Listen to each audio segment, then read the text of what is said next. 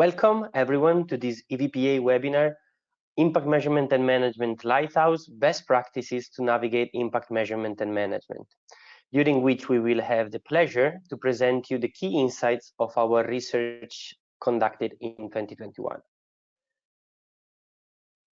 Here in this slide, you can see the EVPA team who has been directly involved in this research project, which includes Alessia, myself, Arnau, and Ludovica, the two research associates at EVPA who did an incredible work last year in collecting insights from the practitioners, from more than 50 practitioners, and who are today connected with me and will drive you through the webinar.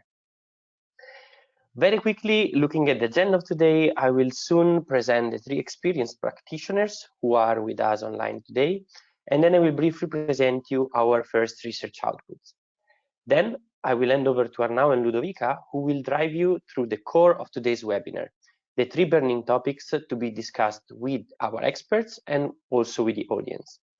After a brief introduction of each burning topic, you will be asked to answer a poll, so keep your phone close. And then we will move and ask our practitioners to share their insights on these topics. Before opening up to questions from the audience, we will also hear their perspective on a question on the importance of case studies to build capacity and inspire newcomers. If you do have a question, don't hesitate to write it down in the relative section of the control panel at any moment during the webinar, since we'll have 15 minutes in the end to address them before concluding and presenting you the next step of this research project. Please do not forget to clearly mention to whom you would like to address your question. Lastly, please note that this session is being recorded, and you should be able to watch the recording and consult this presentation as of next week on EVPA website.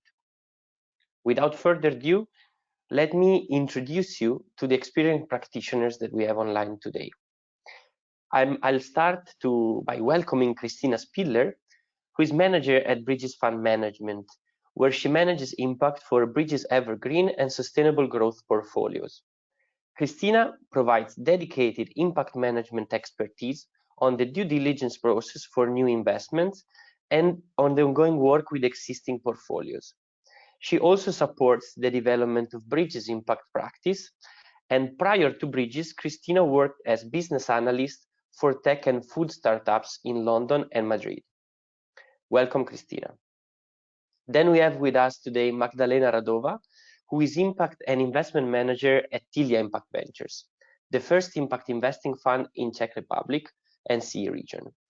Prior to joining Tilia in 2018, Magdalena spent 2 years in Luxembourg exploring the field of impact investing and microfinance, focusing on developing countries at institutional and fund level.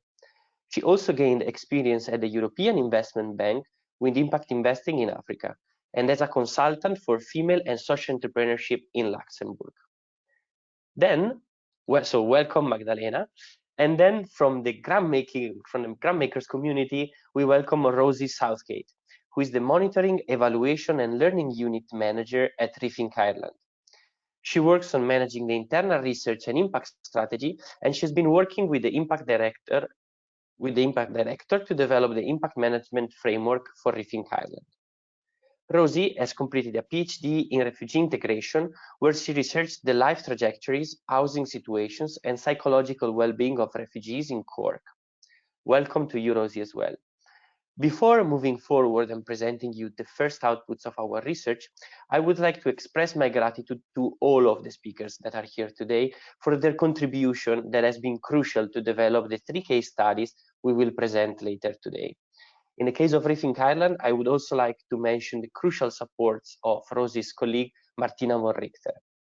Let's now have a look at the research we produced before handing over to Arnau, Ludovica, and the speakers. Almost 10 years ago, EVPA launched the first guide on impact measurement and management, which included the 5-step framework that has informed the European standard for impact measurement and management developed by the GECES, the European Commission's group of experts on social entrepreneurship. At the beginning of 2021, we thought it was a perfect moment to engage with our community and understand whether the framework was still useful for them, and how it combined with other initiatives linked to impact measurement and management in the impact ecosystem. The first insights we got is that the 5-step framework is still very relevant, and our new work builds on it. The first material we produced is a report that shows how to embed impact measurement and management throughout the whole investment journey, from the definition of the investment strategy to deal screening, investment management until exit. As investors for impact have been pioneers of impact measurement and management and are still leading its development, we think they should play a crucial role in preserving impact integrity in the ecosystem, showing how to embed impact in the DNA of their strategies. As I was mentioning before through the report, you will find several mentions to other initiatives in the ecosystem, as they're all complementary and important source of knowledge for practitioners. Finally, I would like to stress that this has been a joint effort, since we could have not developed these materials without the contribution of more than 50 professionals and experts who share their experiences and insights with us. Furthermore, I'm very happy to announce today that in January we have launched 3 new case studies, which shows how 3 different investors for impact that are represented today by the speakers measure and manage impact throughout the investment journey. While selecting the organizations, we try to ensure a certain diversity in terms of experience, first of all. So Rethink Ireland and Bridges Fund Management are really impact pioneers, while Tilia Impact Ventures is relatively new in the ecosystem, but also diversity in terms of financial instruments used. In fact, Rethink Ireland is a grant maker, while Bridges and Tilia are impact funds deploying equity instruments, as well as geographies and country of origin. Although the evident diversities, these organizations have a common element, a fil rouge that links them, which is the fact that impact is at the core of their activities. And if you read the cases, you can see impact management is deeply embedded in all their practices. And this is why, as EVPA, we want to maintain our focus on investing for impact and give it the space it deserves in the debate around impact measurement and management. We believe these case studies fill a gap in the ecosystem and can be very helpful to, first of all, inspire newcomers, but also to help experienced practitioners by showing how to manage impact throughout the investment journey.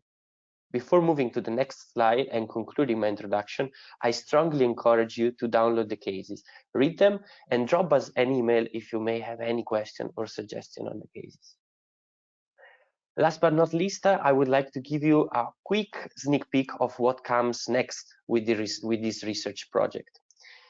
We have all seen impact becoming a buzzword in the last years, but too often the debate about what is impact, and most importantly, how impact is managed, are driven by large institutions with a great shooting power, but with little impact know-how. And this is a huge risk, because this has a risk of distorting conversations, which ultimately is a great risk for the entire impact movement. EVPA, being the community of impact pioneers, is fully committed to channel the massive experience and expertise of our members to influence the IMM debate and ensure impact integrity is at the top of the agenda. Therefore, by talking with a wide range of stakeholders, we identified a series of burning topics that are very relevant for the debate about impact measurement and management, and we group them in different buckets that you can see here in the slide. We have the topics where investing for impact is leading and should be considered as example to raise the bar for the entire ecosystem. Then we have a second group that includes those where investing for impact can have a high influence in the impact ecosystem. And finally, we have those that relate to the entire ecosystem. I won't go in depth through all of them, but as you can see, we have subjectivity, attribution, investor contribution, additionality, and stakeholder engagement in the first group, which are also the topics we will focus on today. We have impact assurance, transparency, and impact integrity in the second bucket. And in the last one, we have standardized versus customized indicator, monetization, and SDGs. I would like also to conclude by saying that we will really leverage our knowledge and insights to position investing for impact vis-a-vis other strategies looking at these topics, and we will engage further with experts and practitioners to share views on these topics and influence the IMM agenda. Now I will leave the floor to my colleague Arnaud Picon, and I remind you that you can use the question and chat function to drop your question throughout the webinar. Arnaud, the floor is yours. Thank you very much, Gianluca, for this introduction, for introducing the research and the burning topics. So as Gianluca mentioned, now we are going to dive into the burning topics, and we will start with engaging with stakeholders for being accountable. As you can see in the following slides, engaging with stakeholders is really an essential source for verifying impact. It is key for learning, it is key for maximizing the impact, but it is also a way for guaranteeing accountability towards them. In the next slide, we can see the visual in which we summarize 4 groups of actors towards whom investors for impact are to be held accountable, which include the funders, of course, their investees or grantees, the intended beneficiaries, but also the impact ecosystem and the society at large. And if we focus on the accountability towards the intended beneficiaries, in this case, the EVPA 2 years ago, we defined investing for impact through a series of 10 principles that are collected in the Charter of Investors for Impact. So some of you may already know this. And principle 2 of this charter states that final beneficiaries are to be placed in the center of the solutions. However, we realize that because of the lack of direct link between investors and beneficiaries, this accountability tends to be overlooked. So looking at this and the relevance of this topic, we would like to ask now you to the audience. So please grab your phones and look at this QR code, which will drive you to the Slido poll, through which we would like to ask you, what strategies do you think investors should follow to be held accountable by final beneficiaries? Please note that there are no wrong answers, so they are all correct, but we would like to understand from you which ones do you think that it's more relevant or it should be priority in the ecosystem. So demonstrating how beneficiaries' feedback affects impact valuation and decision making, supporting investees that engage and learn from the intended beneficiaries, reporting impact to a wider group of stakeholders, or finally the last one, which will be a bit more controversial, says that investors should actually not be held accountable by final beneficiaries. Of course, it's you have more than one option available, but of course this last one doesn't really apply with the other 3 options. I see that we start receiving some answers, so maybe I'll just give you 10 more seconds to provide you the answers.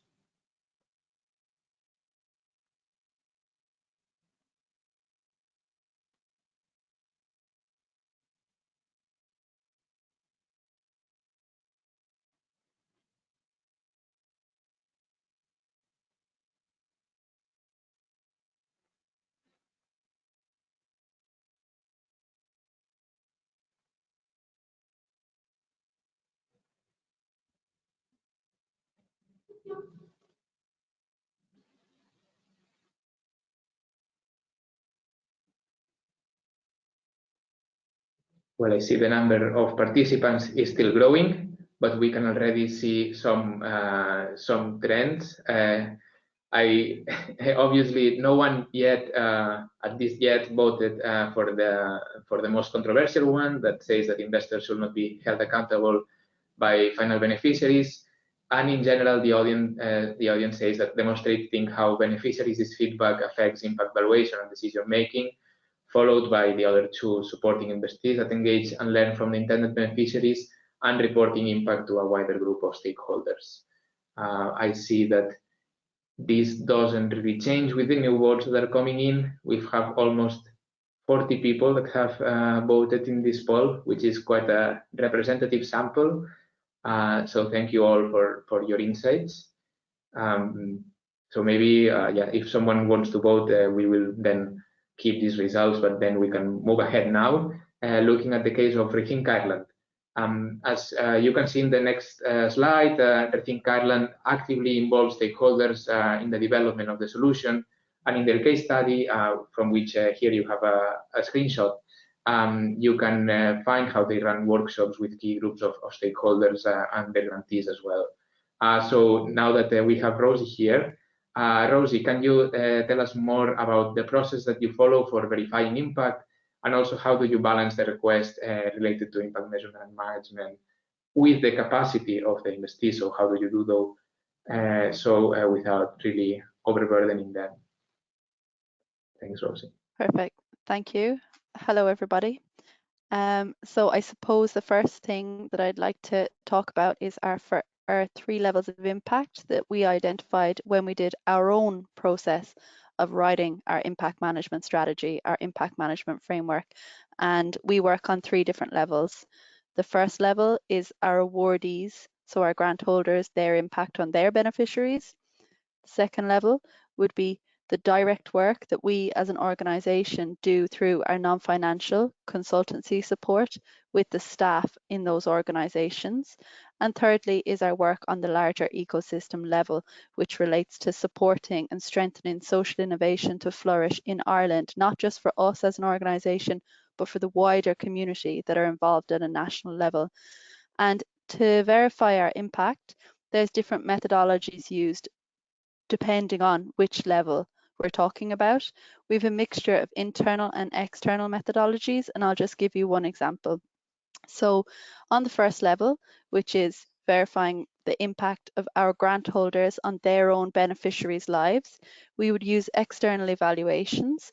First of all, we have an evaluation with NUI Galway, which is a university here in Ireland, and they're using SROI, social return on investment, in order to understand the impact of being involved on the education programs has on people's real everyday lives and on their educational progression.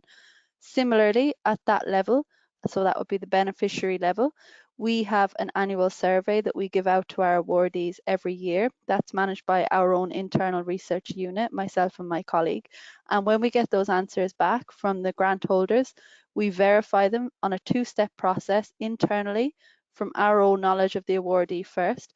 And then secondly, we go to a separate unit within Rethink Ireland in order for the staff that work directly with those awardees to verify them again, so that we have that 2-stage process to make sure that the answers given to the survey are credible and that the data that we receive from that survey would be usable in external publications.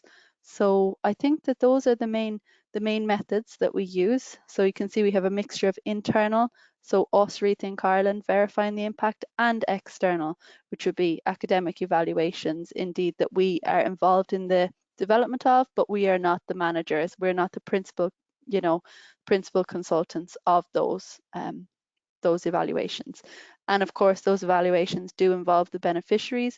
We feed back the results to the beneficiaries, and we have a feedback loop built in with those evaluators. So I'll just move on to the second question then, which was how do we balance the impact measurement requests with the sometimes limited capacities of the organisations that we work with. And I suppose how we do that is we use a bespoke and tailored approach to allocating our impact measurement supports. And we do that by assessing the stage of the life cycle that the organisation is in. Are they early stage? Are they medium stage? Are they later stage and ready to scale? Or, are they still 1 or 2 staff members? And we kind of tailor and package our impact measurement supports accordingly so that we don't overburden our grant holders. We want to meet them where they're at and support them to become better. And it's not all about them reaching the same level on the impact management ladder, if you like, but to support them where they're at, essentially, and not overburden them. Then our fund managers take a flexible approach and they take a consistent approach. So instead of just measuring and monitoring our impact at the end of the year, we do it on a quarterly basis. which spreads out the reporting requirements over the year, and it also allows for our fund managers to have that trust-based relationship with our investees, so that we know how the investees are getting on with their non-financial supports, how they're getting on with their impact management framework, and to what degree they're going to meet their social impact goals for the year.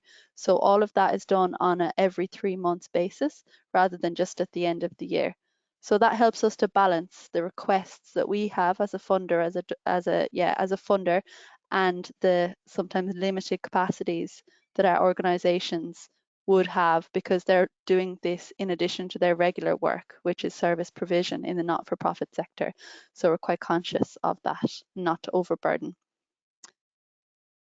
And I think that that's me done on my 2 questions.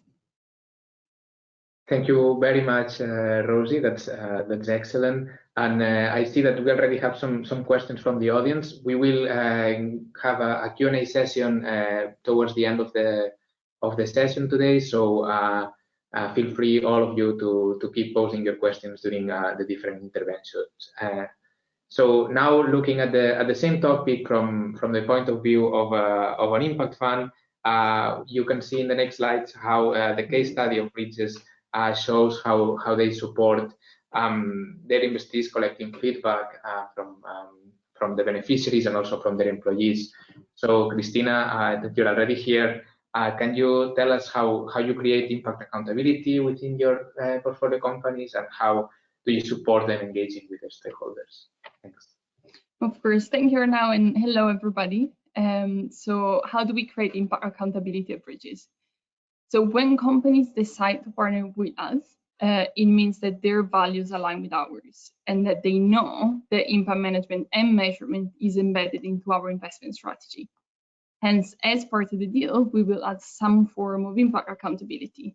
In the investment agreement, we always add the impact and environmental, social, and governance metrics we expect the company to track and report on a regular basis. And in the case of the Evergreen Fund, which is the fund the EVPA case study is about, we also add a social impact provision in the investment agreement, which requires the company's directors to consider not only the interests of the shareholders in their decision-making, but also the interests of the material stakeholders, be they their employees, the community, or their suppliers. We also nominate an impact champion at the board level to ensure monitoring of these efforts. We nominate an impact manager at the company level who acts as the main point of contact for us in the Bridges impact team. And the board includes impact performance as part of their discussions, and impact performance is also discussed during portfolio review sessions with the investment team.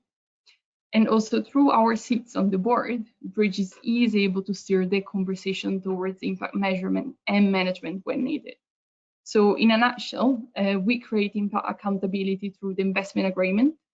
We then nominate an impact champion and an impact manager, and receive regular reporting and updates on impact initiatives from the portfolio company, which gets discussed at board level.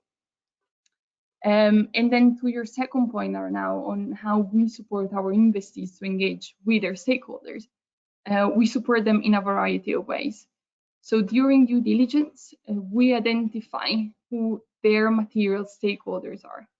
We then investigate their existing engagement strategies and processes, identify opportunities and risks, and include a plan to maximize the opportunities and mitigate the risks during our ownership period. And in practice, this means we support companies with customer engagement.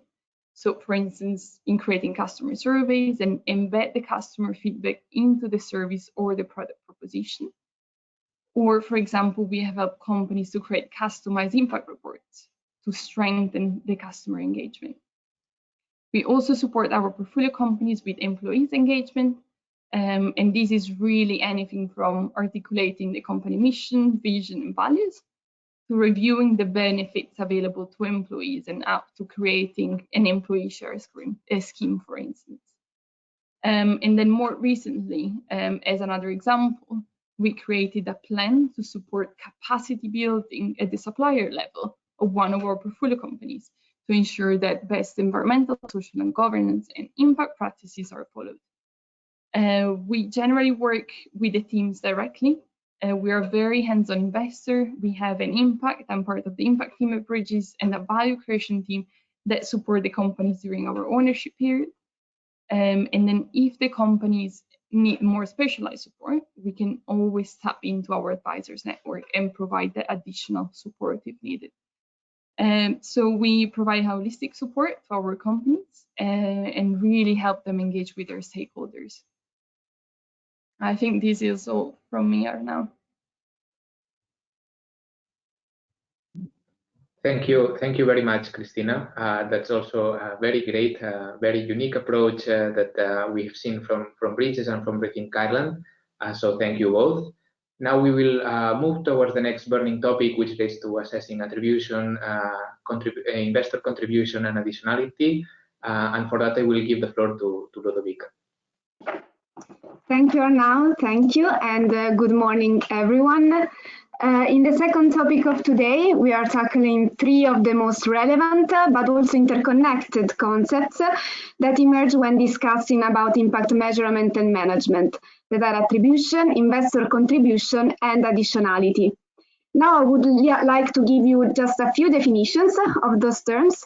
Attribution means understanding how much of the change that has been observed is the result of the organization's activities and not others that parallelly work with these organizations. This is crucial for investors for impact, as they aspire not only to finance social entrepreneurs, but also to create additional impact and to leave stronger organizations even after their exit.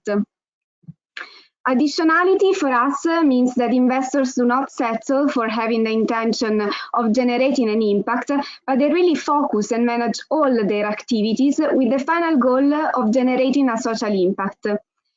As shown in the slide, additionality can be assessed at two levels, investee and investors level, but we will deep dive into that in the discussion of today. First of all, I would like to hear from you that based on your experience, what are the main advantages of assessing how much impact can be attributed to an activity or an organization? And again, I would like you to answer to the poll on Slido, thank you. Where of course you should keep your phone closed because we will keep going with the polls throughout the discussion. So here, really based on your experience or based on the definitions I just gave you, if it's the first time you heard from somebody those topics, here you can see the main advantages that could bring additionality and attribution and contribution of the investors. And I see already somebody answered the question, thank you. The options are not right or wrong, of course, but please select the ones that you think are most relevant among building alliances with other relevant actors, assessing where the investors can bring more added value, understanding if the investee is addressing the root cause of the problem, or informing the investment decision, or communicating with the stakeholders. Here we have already 15 people answering. Thank you all. And I think we can leave it open for a few seconds and then see already the results of the audience of today. Yeah, 30. Perfect. Wow, okay, there is definitely a first option that is assessing where the investor can bring more added value, followed by understanding if the investee is addressing the root cause of the problem that we will focus on in the next discussion. So yes, we will deep dive into that also, and then informing the investment decision. Those are the first three options. Thank you for participating to the poll. Now I would like, first of all, to present where you can see these concepts in the case of Tilia that we published really today. where the additionality is featured in the deal screening part, but it's really a crucial part throughout the investment journey. Tilia takes into account not only the additionality of the SPO, but as you can remember from the introduction, the two levels, also the additionality of the investor of themselves, thanks to the internal team and the expertise of their network. But I would like to ask Magdalena, in practice, how do you make sure investees are addressing the root cause of a problem? And then how are you assessing additionality? We can see from the case that you have invested in SPOs in the circular economy, so maybe you can make an example on that.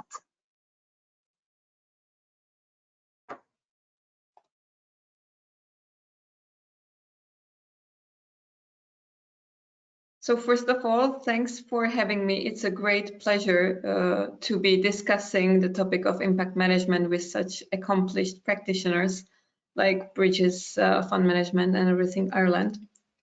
As was mentioned, Tilia is a first-time fund, and as such, we're still learning as we go. And regarding the topic of additionality and attribution, we address it at both the fund level and at the investee level.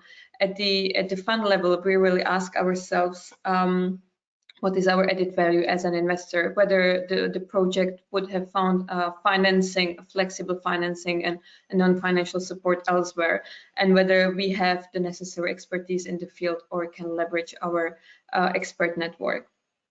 And coming back to the first question Ludo asked about the root cause, addressing the root causes of the problems. So we have developed our own internal screening table inspired by the Bridges Ventures and the Impact Management Project, where we really focus on what is the impact thesis of the investee. In theory and ideally as an impact first fund, we would love to invest in projects that have potential for systemic change and really addressing the root causes of the problems. But in practice, it's not always such. And we are also looking at projects that at least partially address the problems and look at how we can further help them and advance the topic. So when assessing at the screening phase, we look at what is their impact thesis, how well they understand the problem itself they are trying to solve, and how well they understand the causal links within their theory of change, whether it's backed by evidence. During the due diligence stage, we further discuss that with the sectoral experts to validate that. And then I think it's great to showcase some examples. As Ludo mentioned, we have invested 2 deals in circular economy, and looking at MIVA, which is complex circular system for packaging-free consumption, which intends to eliminate waste in the whole chain from producers to retailers to customers. We really see it's getting closer to the root cause of the problem, trying to introduce the reuse system, not just handling with the final waste. Similar for the project Circle, which is a waste management platform and marketplace providing automated circular waste diagnosis for industrial companies. They also try to really change the paradigm from seeing waste as a residual to seeing waste as resource. And the last project would be Dot Glasses that brings radical solution to eyesight problem in developing countries, bringing prescription eyeglasses that can be tested and assembled in the field and really delivered to the people that are most in need and facing accessibility issues. And when we looked at those projects, we ran an independent analysis of the social return on investment that each dollar invested can bring $25 to the economy. Decomposited of the people wearing prescription eyeglasses being more able to participate in the workforce, children going to schools, and also for facing less traffic accidents. So this all results in getting closer to addressing the root causes of the problem. And then when we look at the second question, how are we assessing the additionality in the specific sectors? So additionality is about what would have happened otherwise and what can happen thanks to our project or thanks to us. So when assessing that, we asked MIVA to run a life cycle assessment and really compare their solution applied to compare it with the status quo solution. And they came up with the results that their solution brings 70% lower overall environmental impact and 40 to 60% smaller carbon footprint compared to what is happening anyway in the field.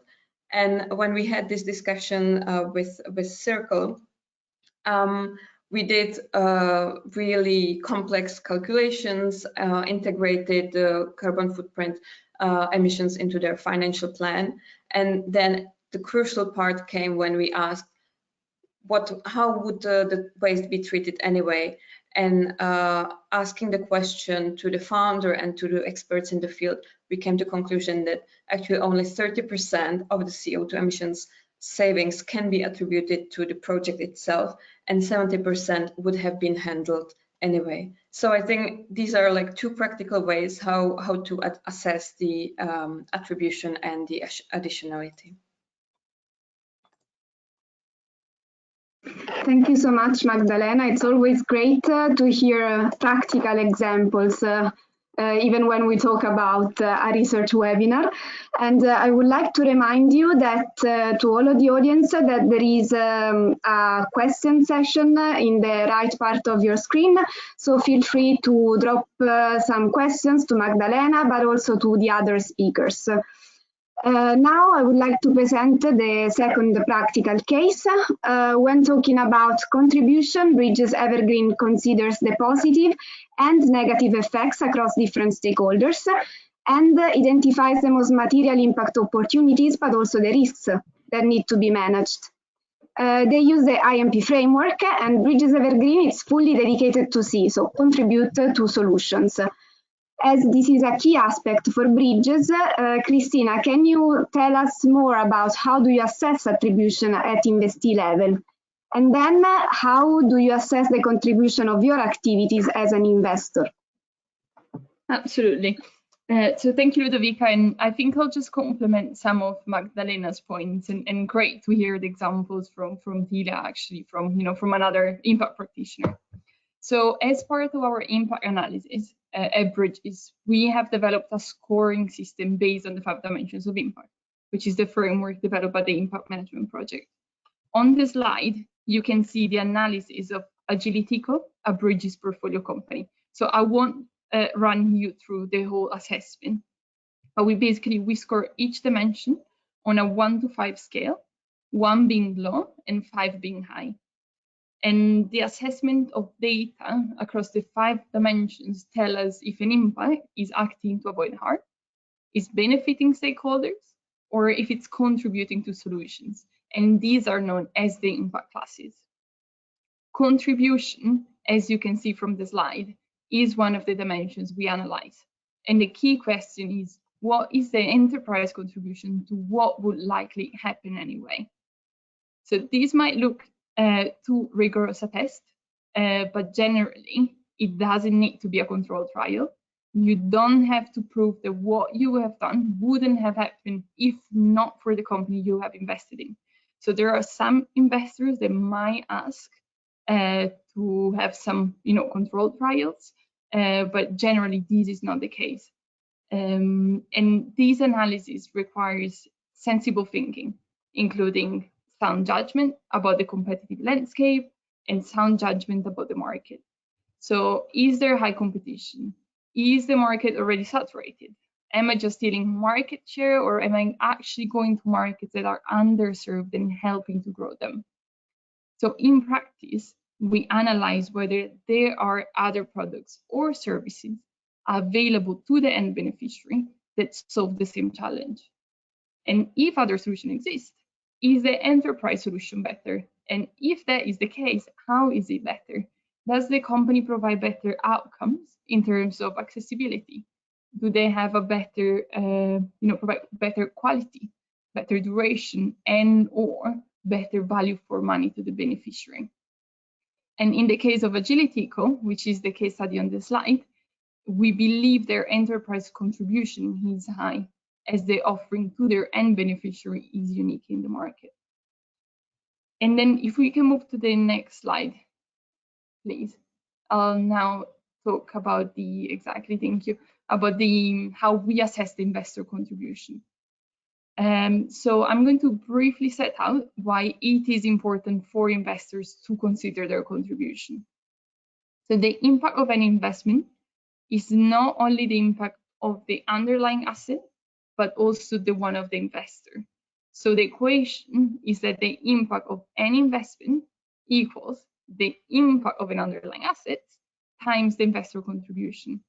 Hence, the investor contribution is a fundamental component of the overall impact of an investment. And it is actually what your capital does to make a difference to the company's impact on the ground. So there are 4 strategies that are commonly seen in the market, and you can see them on the slide. The first one is signaling. So do you, as an investor, signal to the market and to your assets that impact matters and that it influences your decision making? This is about your allocation choice. So, for instance, a lot of retail investors are signaling. They can't engage actively, they can't go where others are not going, they can simply signal that they care about impact. The second strategy is engaging actively. This is what we do in private equity. We as investors can add huge value by leveraging our expertise, our networks, and we can ultimately influence businesses to improve their impacts on people and the planet. And we see this strategy in public markets as well through shareholder activism. And the third strategy is to grow new or undersupplied capital markets. So as an investor, you're looking at opportunities that are overlooked by other investors. So for instance, you provide an equity investment or a loan with supportive terms to an enterprise who would not have received it if not for your contribution. And then within this category, there are situations where trade-offs are necessary, and you need to accept lower risk-adjusted financial return to generate certain kinds of impact. This is the first strategy, which is called provide flexibility on risk-adjusted financial return. So these 4 strategies can be used in combination. So for example, within some funds at Bridges, we signal and we engage actively, but we're not able to provide flexible capital because of the fund structure and the investment mandate that we have. Within other funds, we use a combination of all the 4 strategies. So we signal, we engage actively, we grow undersupply markets, and also we're able to provide flexible capital to our investments. So these 4 strategies in combination with the impact classes allow investors to map their portfolio by its effects on people and the planet. And there's actually a really nice case study about how PGGM, a large Dutch asset manager, has used this logic to map their investments. And we can maybe circulate the link afterwards if that's possible. And I'll probably stop here as well, as I've overrun. Thank you. Thank you, Christine, and thank you to Magdalena. I think you both really highlighted practical examples that are similar, but also with different approaches, with no doubts true pioneers in the impact ecosystem. Now, introducing the third topic, here we are talking about really a debated concept that is subjectivity. In the world, everything is subjective, and even if the image on the slide can make you laugh, admitting subjectivity is the first step to deal with it. And we should demystify a little bit this concept. Even if decision-making processes are informed by data and analysis, they will be always affected by personal experience of decision makers. In fact, limiting the value and impact through metrics might be oversimplifying complex realities. For example, different groups of final beneficiaries might value the impact generated differently, or an activity might generate both positive and negative impacts. Investing for impact implies looking at subjectivity from a risk mitigation approach, using some mechanism to alleviate the risks. And we would like, again, to hear from you, your opinion on what are the most effective mechanisms to mitigate the risks associated with the subjectivity. And again, all those answers can be right or wrong. It's really about which ones you think are most relevant and what maybe you have already faced in your past experience. You can choose among developing consensus within the team, engaging with key stakeholders and intended beneficiaries, building sectorial knowledge, or striving for greater transparency. This is really a difficult question. So I would leave some seconds here, but already many people answered to this. Yeah, 20 answers, great. Thank you so much. And this is, there will be another poll after this, so keep your phones close as always. Only for using Slidos, of course. 25, thank you. And here we have, yeah, great. The first option with 88% of answers, engaging with key stakeholders and intended beneficiaries. And it makes sense as we talked about stakeholders engagement as the first burning topic. Thank you so much. And now maybe we can really hear from the speakers of today. We will start again from Tilia. As it is a sector-agnostic fund, the Tilia addresses main societal challenges at local level, regardless of the sector. It aims to fund projects that have a potential and ambition of systemic change and that can serve as role models for other SPOs in the ecosystem. As you can see in the slide, there are 4 main investment themes. And I would like to ask Magdalena, how does the investment decision process of Tilia look like among those different investment themes? And while, as a second question, while you are deciding with together with the investee the indicators to use, how do you balance subjectivity and objectivity, so standardized indicators or more tailor-made ones?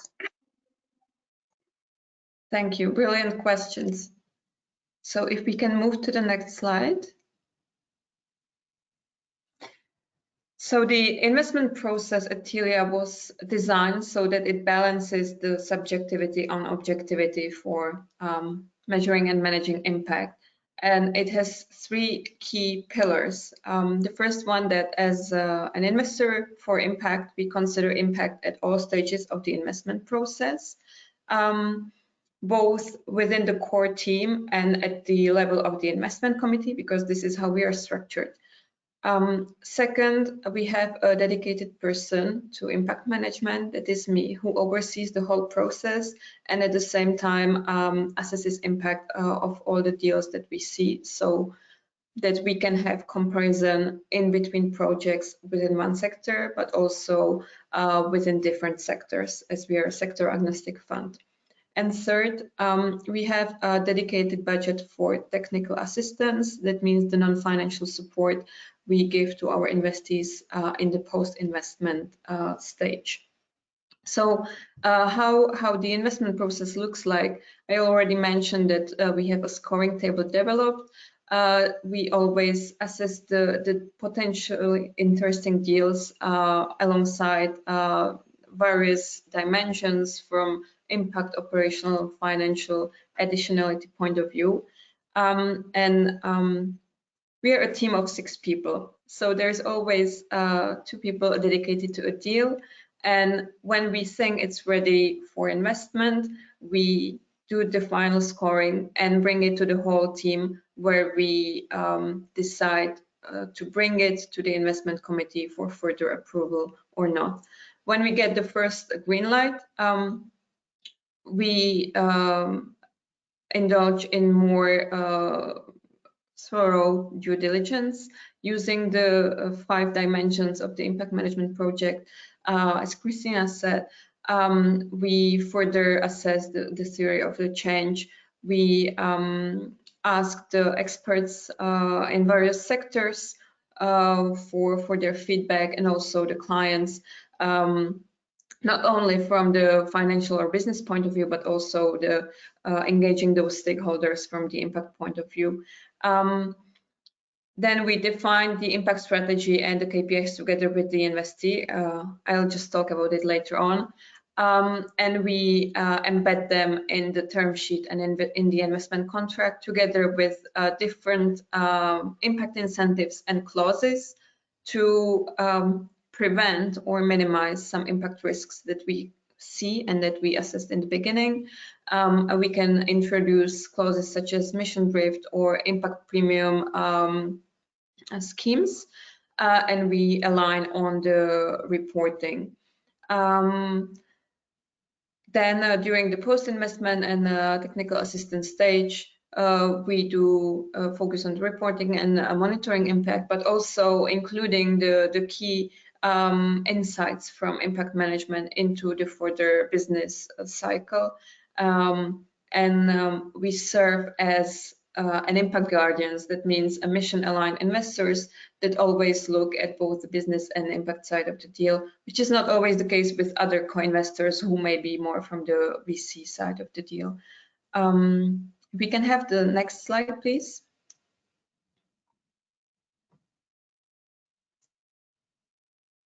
Thank you.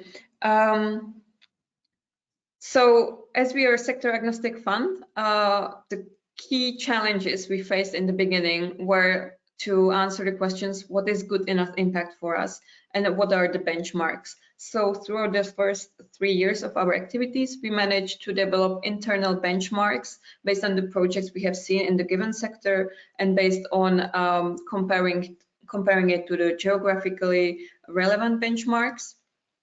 And we really try to focus on mission-aligned founders that have impact at their core, and to discuss the impact thesis with them from the beginning, and really make sure that there is mutual understanding that there is that we are an impact fund, and we will have some demands requiring impact on site throughout the process.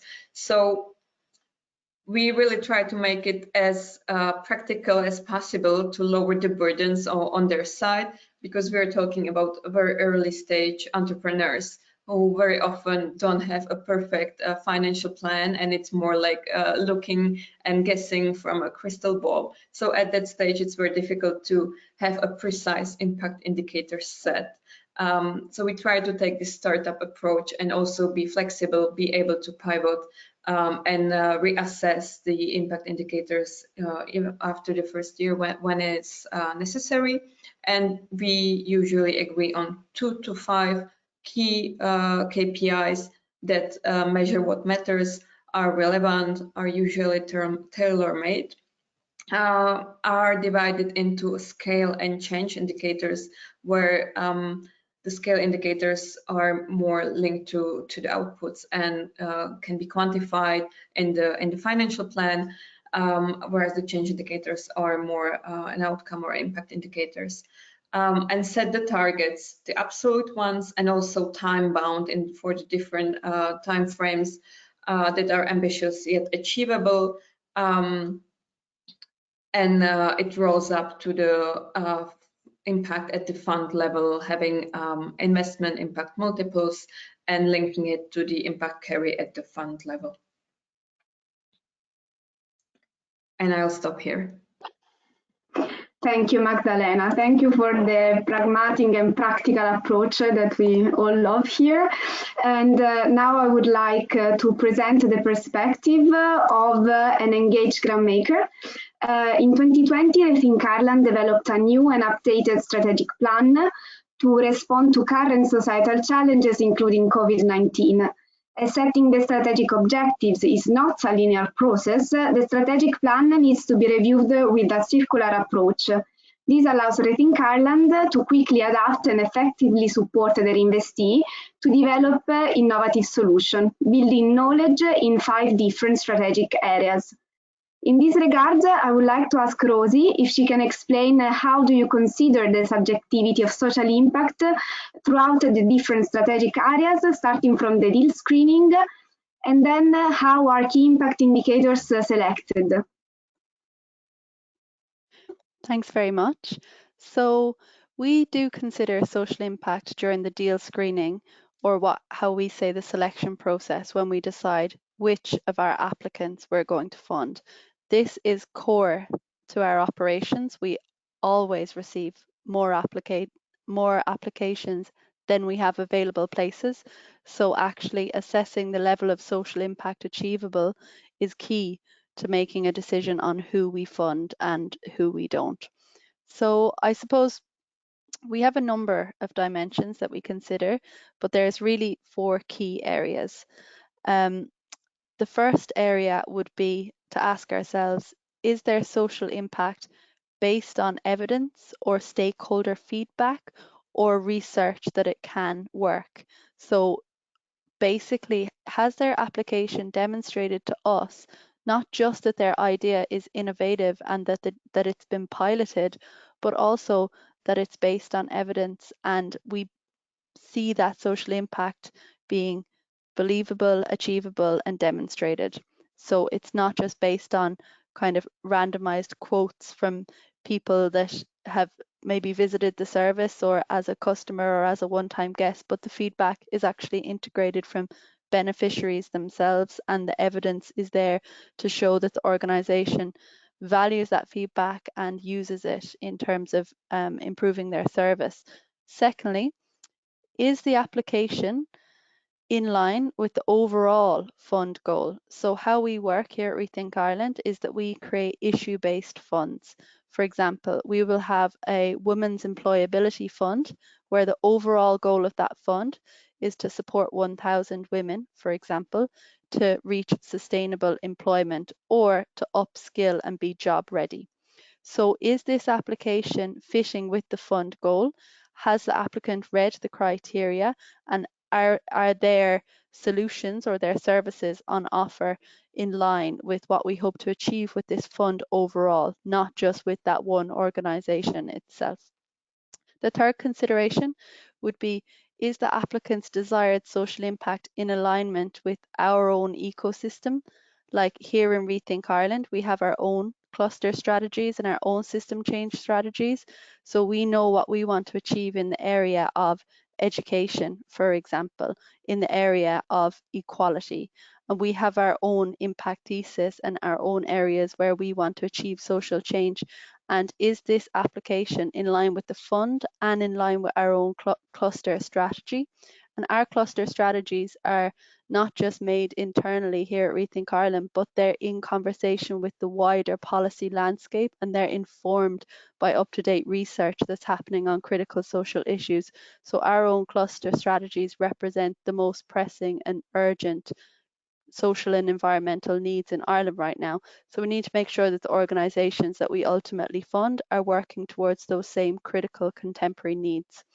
And finally, we don't just consider social impact on its own, as its own thing and as the only metric that matters. During the interview and during the selection process or the deal screening, we consider, does the social impact fit with the other areas that we consider, which are levels of innovation, the scalability of the solution, the financial readiness to take on this grant agreement, and the leadership skills. So not just is the social impact, achievable, believable, in line with the fund strategy and our own internal strategies, but does it sing well with the rest of the application? Is this organisation going to be able to financially deliver what they're saying that they would like to achieve and scale up? So I might move on to the second question and the second slide, which is related to the deal process, but it's not something that we decide during the deal process. So the second question is, how do we decide the impact indicators? And I'm going to walk through this on the level of the fund and on the level of the investee organization themselves. Firstly, at the level of the fund, like I mentioned before, we have our own cluster strategies. So for example, our equality fund cluster has the impact goal of creating greater equality of opportunity for job seekers from minority and migrant communities. So therefore, we will use that goal and that steering that we have in order to talk with and develop a partnership with our funders, so for example, a bank or another corporation, and then we will also use current research that's out there on Ireland, on employability, on minority groups, on the barriers that certain communities face, and we'll take all of that information and create what's called a scoping document, and that scoping document is really the heart of any prospective fund. Within the scoping document, we have what's called the fund ultimate goal. So that's the social impact that we want to achieve, and it'll be informed by those three key things. And of course, we share this document with our partners and we develop kind of agreeable and achievable goals for the fund in collaboration with our partners. And that's really important going into any fund, that everybody, the corporates or the sponsors, us as Rethink Ireland, that everybody's on the same page and in agreement. So we share those documents and we come up with a shared goal. Moving on to the awardee level, which is the organization that we're going to fund, we really consider three types of social impact when we write our grant agreement or our contract with this awardee. So first of all, we will consider what type of output-based goal is realistic. Taking the example of women's employability, if we're going to fund a refugee grassroots community group in order to upskill and support people to find employment, then what is a realistic, quantitative number of people that this organization will work with per year? That's our first consideration. We call that the quantitative goal or the impact goal. We also consider what areas of organizational capacity does this organization need to strengthen and have the capacity to develop. So we may write in what's called a deliverable goal as well, where we will have, strategic plan for next 3 years to be created. And between making these two types of goals, one focused on the beneficiaries and one focused on the awardee organization itself, we kind of craft a well-rounded and dynamic social impact goal portfolio for that awardee themselves, and then they'll work with our fund manager in order to make sure that they can achieve those over the year. And I think what's important to mention is that the social impact, how we decide what's appropriate, can change over time as well. So yes, awardees and organizations will sign grant agreements with us, but we always take into recognition the external factors like COVID or any other types of, huge work environment changes that may happen, and we work with our awardees in order to support them to meet their social impact goals. So I'll stop there. I hope I haven't gone over time, and I look forward to your questions. Absolutely not, and thank you so much, Rosie, and also to Magdalena for discussing this third burning topic. Now I think the topics are done. I would like to ask one question to all the three speakers, so you have time, if you have some questions in mind, to drop them in the dedicated session, as we will open the Q&A in a few minutes. So I can start with my question. When we started working on this research topic in EVPA, we noticed how little IMM practical cases are available for the public. And what I would like to ask the speakers is why do you think it's the case, and how do you think such cases can raise the bar on IMM practices?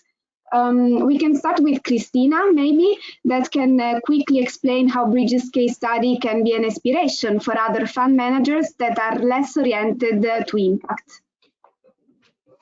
Yeah, thank you, Ludovica. So I think that there are IMM case studies but they're not easily accessible, as they often live either in confidential material that fund managers share only with their investors, or they are in funds annual reports, which are again online, but normally not on. They're normally on a PDF form, so you can't easily search them.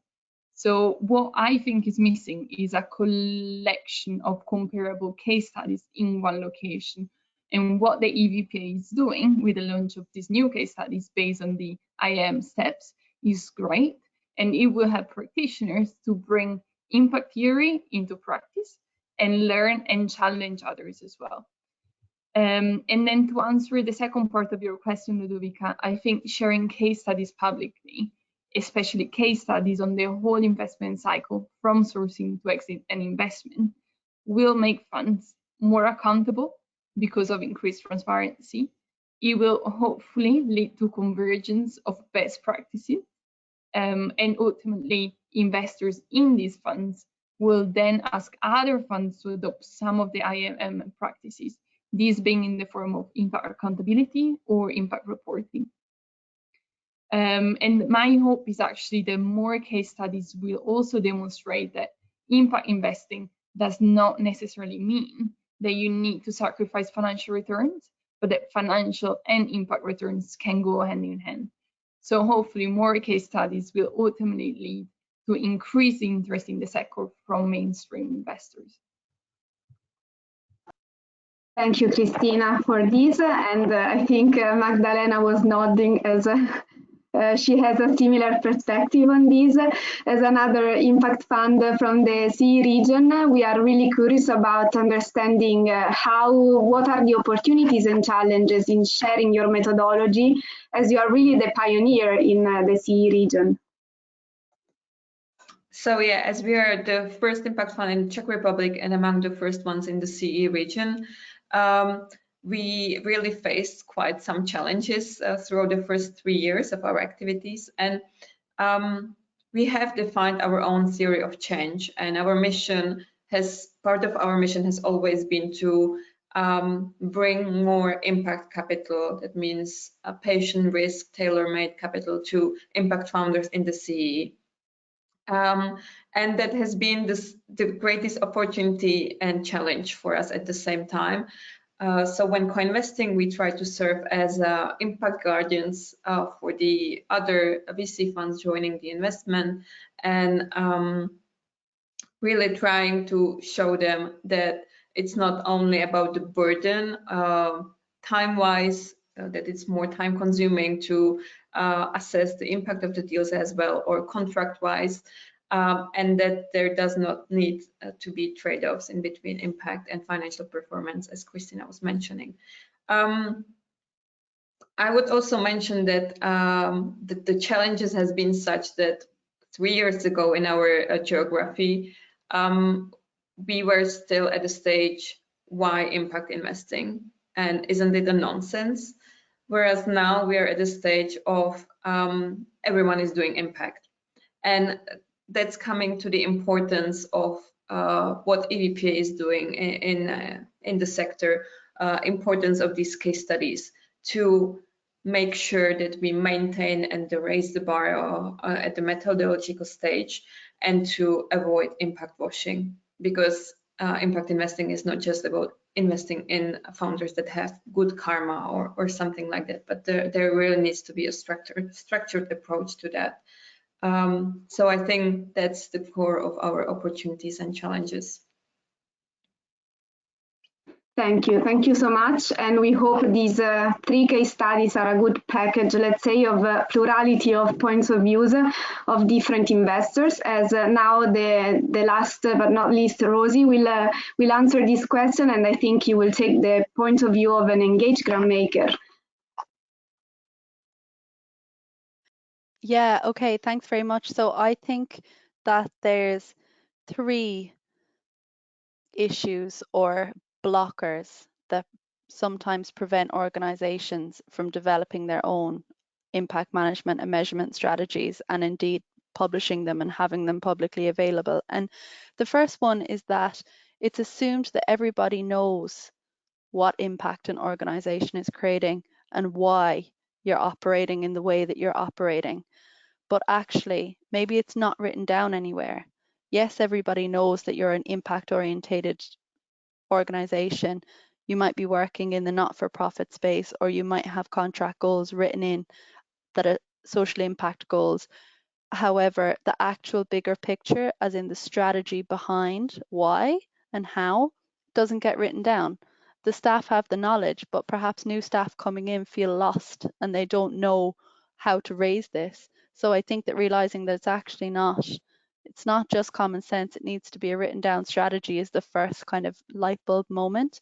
And then secondly, I believe, based in my job anyway, as a research manager, that there's an overwhelming choice of indicators. There's the UN SDG, the UNDP, the IRIS GIN. You know, you have huge books and books of indicators for social impact out there.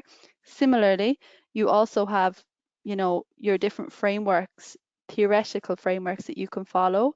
But I think what we don't have an abundance of is practical examples of how organizations have taken those frameworks and sets of metrics and indicators and made them their own. So I think for staff in organizations that want to create impact measurement frameworks, the abundance of indicators can actually sometimes deter people from creating their own strategies, because people feel overwhelmed and think that you might need huge amounts of technical knowledge in order to apply these to your work.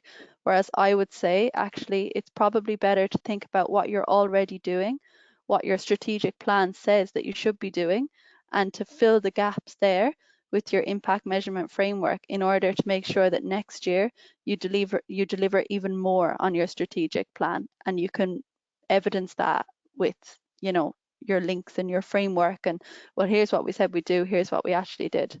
For me, that's what it's all about. And then the third thing is that you really need, if you're thinking about embedding impact measurement and management into your organization, you need the collaboration of colleagues from every department. You need your business development department, your marketing department, your impact or fund management department, and even your finance team.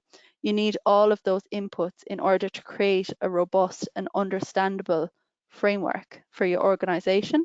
And then I think that you need to continue to deliver training when you start to implement it, so that the whole organization is actually bought into this new way of being, into this new measurement and management of impact, and it kind of gets embedded into day-to-day operations, or at least week-to-week operations, so that people don't see it as something extra, but it actually is within the everyday work life. And I think that takes time, and it takes communication, and it is not something perhaps that we've been traditionally very good at doing, but involving our own colleagues in developing these strategies should lead to a better strategy, and, you know, in time, more case studies that show how real organizations apply these and become more impactful because of having one of these frameworks. So that's about it from me. Was there a second half to the question? Sorry, it was a few moments ago when it got asked. So.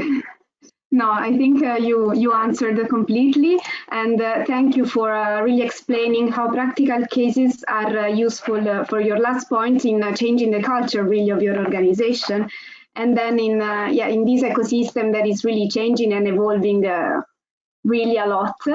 And now I think that we can open the Q&A session. So I will leave the floor to Arnaud, who will moderate. Thank you so much, Ludovica. We have received lots of questions from the audience, who is very engaged today, which is great. Thank you, everyone, for posing these questions. Unfortunately, we will not have time to address all of them, but then we can follow up with every unanswered question to the people that didn't have the chance of having their question asked here. But let's start with a question from Eva Varga to Cristina. Eva is asking you, how do you assess the impact of your investee relative to other alternatives, and whether these alternatives might not be accessible or used by the same beneficiaries? Thank you, Arnaud, and thank you, Eva, as well. So these are great questions, and this is something that normally we will look as part of our commercial due diligence. So when we first invest in a company, we will always take into consideration, okay, what are other services or products out there that they do address the same challenge, or they do try to solve the same problem, basically. So as part of that commercial due diligence, then we would hopefully, if we found the right advisors, we would then have a really good overview of, other products or services that beneficiary can use, and they might not be using for different reasons. It might be, because of the location, because of, usability of the product or of the product. But normally we will have all this information as part of our commercial due diligence, and then that will inform our impact assessment as well.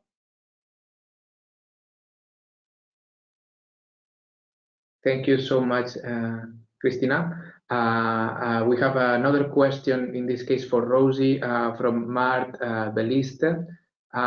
He is asking, or he's saying that doesn't understand how quarterly evaluation is less burdensome from the grant receivers than an annual review. So maybe if you could develop a bit more on this. Yeah, sure.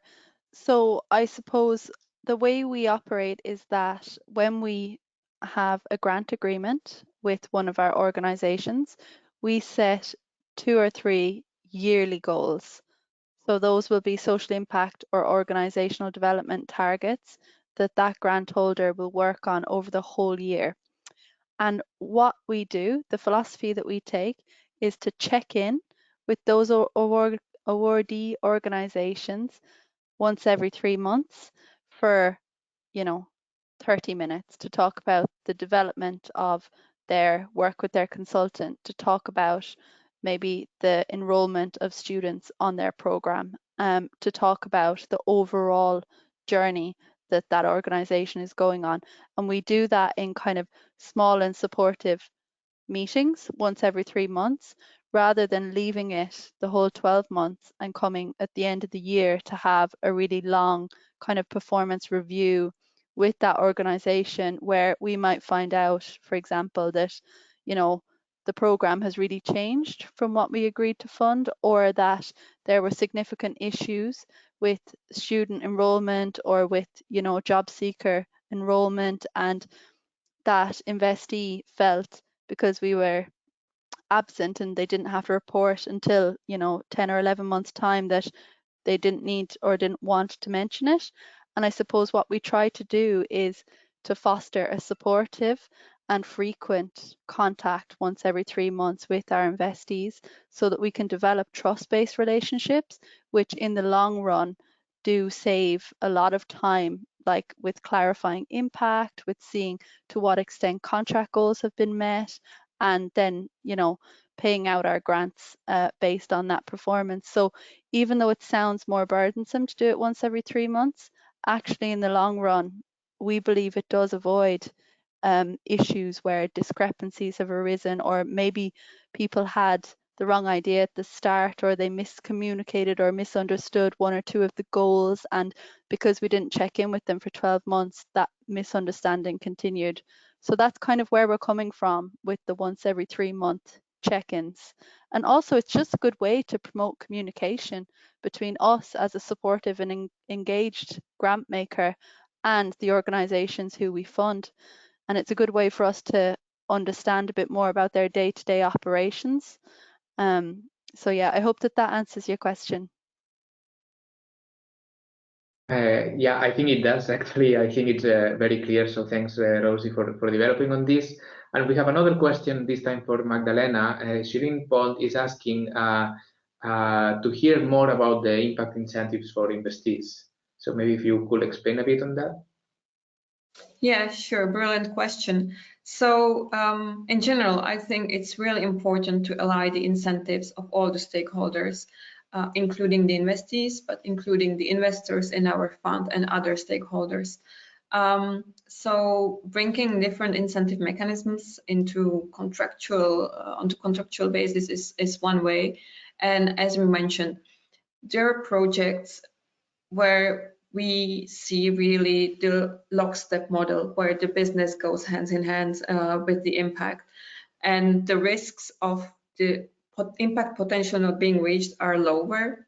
But then there are some where we see great risks, and it is the right time to introduce some mission drift clauses, meaning that if we see the divergence from the impact, or that majority of the revenues doesn't come from impact sectors or impact business activities, we may decide not to convert for very practically, or to be repaid at an early notice. Or we have social premium mechanisms setting different stages of the impact potential and what the financial consequences will be for the founders or the startups if they do not deliver the impact as intended. And again, it's really, if we are introducing such mechanisms, it's really important to develop the indicators and the targets together with the investees to both align on them, and as Rosie was saying, to really build a relationship based on trust and mutual understanding and communication.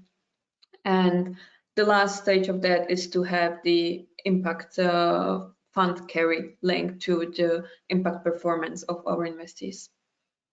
I hope that asked the question. Thank you so much, Magdalena. I think it was very clear.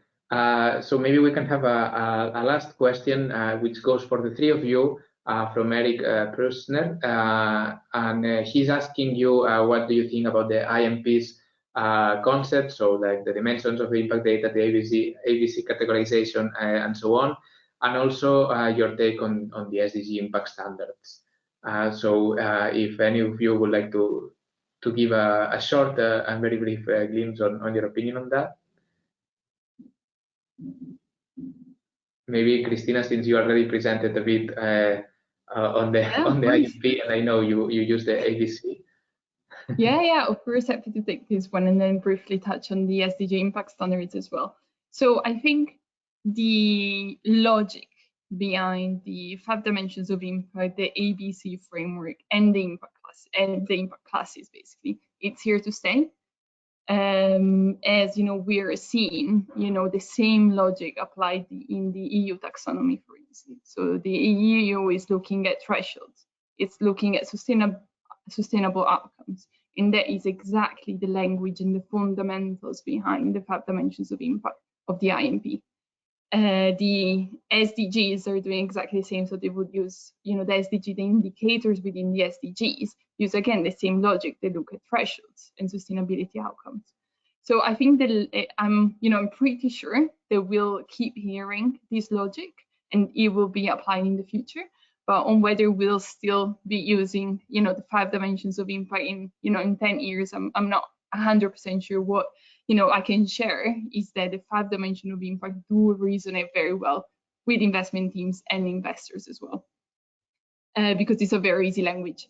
And then on the SDG impact standards, I saw the questions on the chat, and they're really comprehensive.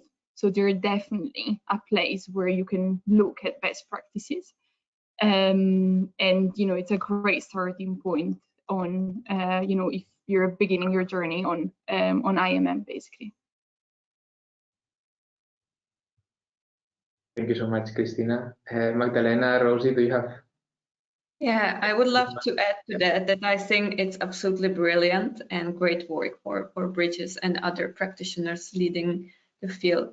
I think it's really important to have this consensus and shared framework that is becoming mainstream, because I remember 5 years ago when I started looking into impact management, it was very chaotic. There were so many different indicators, indices, methodologies that you can get inspired, or IFC principles, but it was really chaotic. And now I feel like we are getting more and more to shared language of communication. And I think really bringing it together with the Sustainable Development Goals and linking it to the different dimensions of the impact management project makes so much sense. And I think that's the future of how to really get it to mainstream and use it as the shared language and getting towards the impact audit becoming the basics as well, and the common shared standard.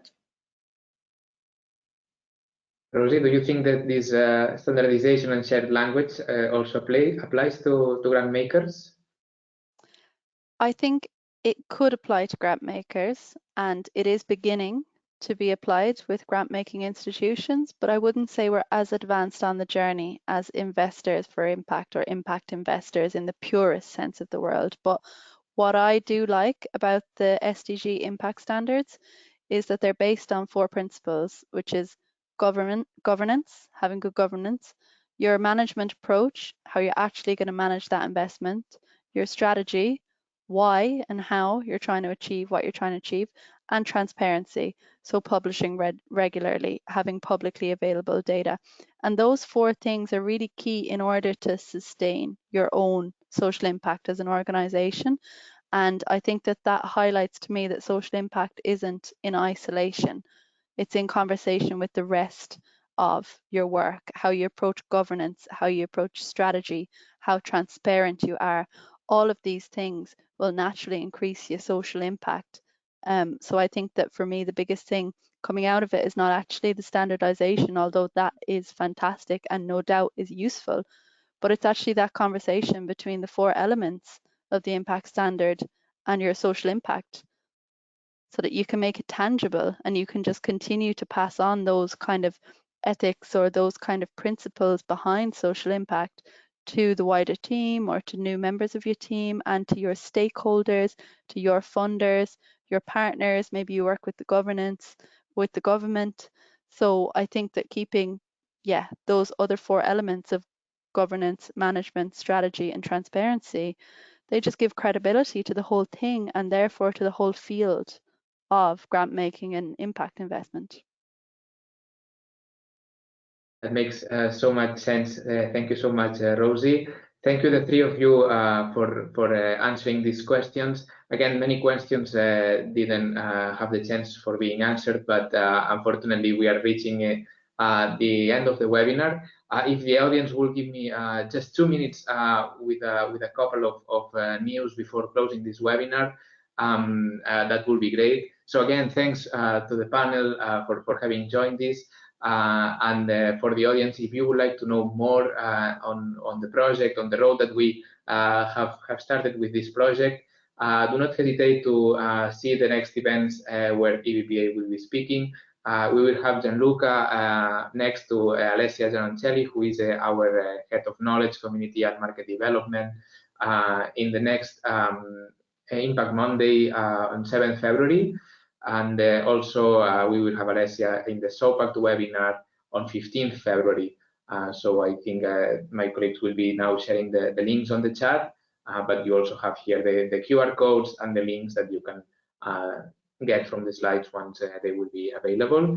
And we encouragely invite you to join such events. And finally, stay tuned as IMM will continue being EVPA's main focus during the next year. So here you have this kind of reminder to download the report and the case studies, and also to continue involved in the project, as soon we will be launching a mapping on IMM initiatives, more articles related to burning topics, not only the 3 of those that we discussed today, but also the other 6 that Gianluca presented at the beginning. And also we will have more IMM case studies as well towards the end of the year. So keep tuned, keep engaged, and do not hesitate to text us and to provide us with any feedback. And with this, I now finally close the webinar. Again, thanking our sponsors, our great panel of speakers, and of course all the audience for attending. We really hope to see you again soon, and we also wish you a great evening. Thank you very much.